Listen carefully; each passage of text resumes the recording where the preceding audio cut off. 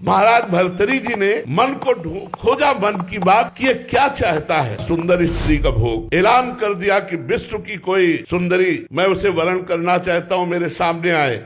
तो बहुत से जो अपनी सुंदरता का अभिमान रखती थी सुंदरियां एकत्र, क्योंकि चक्रवर्ती सम्राट महाराज भर्तरी, उनमें एक का नाम था पिंगला। भर्तरी जी के चित्त को लुभायमान कर दिया। भर्तरी जी ने उसके साथ पाणी ग्रहण किया। उन्होंने कहा राजपाट हमारा छोटा भाई विक्रमादित्य संभालेगा। अब मैं देखता हूँ इस काम में सुख कितना है। जिस काम के लिए मेरा मन लालायित हुआ, पहले मैं सुख से तृप्ति प्राप्त करूंगा। अब राजमहल केवल समय से भोजन पहुंच जाएगा, कोई भी राजकाज सब विक्रमादित्य के ऊपर, और आप केवल भोग निर्णय करने के लिए। बहुत वर्ष व्यतीत होते गए, लेकिन समय नहीं पता चला। पिंगला एक दिन अपने महल के पार्श्व की तरफ देखा, एक हष्ट पुष्ट जवान घोड़ों की रखवाली करवा रहा था। कोई मालिश कर रहा है, कोई कुछ कर, उसे अश्वपाल कहते हैं। देखा और जम गया। पिंगला ने दासी को भेजा, अश्वपाल से कौन मिलना चाहती। अब महाराज जब शयन में होते तब अश्वपाल से मिलना शुरू हुआ। अब आप बहुत ध्यान से सुनना। एक गरीब ब्राह्मण तपस्या कर रहा था देवराज इंद्र के लिए कि वो प्रसन्न और मुझे धन दे। देवराज इंद्र प्रकट हुए और एक फल दिया, बोले अमर फल, इसे खाने से अमर हो जाता है। बस अंतर ध्यान हो गए। उनका मेरी बात भी नहीं सुनी, मुझ गरीब को अमर होके क्या करना है, मुझे तो धन चाहिए था। ये अमर फल मैं महाराज भर्तरी को दे देता हूँ, और भर्तरी धर्मात्मा राजा है, वो अमर रहेंगे तो हमारी प्रजा सुखी रहेगी। महाराज की जय हो। कहो विप्रवर कैसे आगमन हुआ। महाराज मैंने तपस्या कर मुझे देवराज इंद्र ने एक अमर फल दिया, इसे खाने से अमर हो जाया जाता है। आज्ञा करी, जितना खजाने से धन चाहिए इनको दे दीजिए। अमर फल लिया, सोचा मेरी आसक्ति पिंगला पे है, मैं अमर होकर क्या करूंगा। अगर पिंगला अमर रहेगी तो मैं सुखी रहूंगा। पिंगला को बुलाया और कहा ये हमारे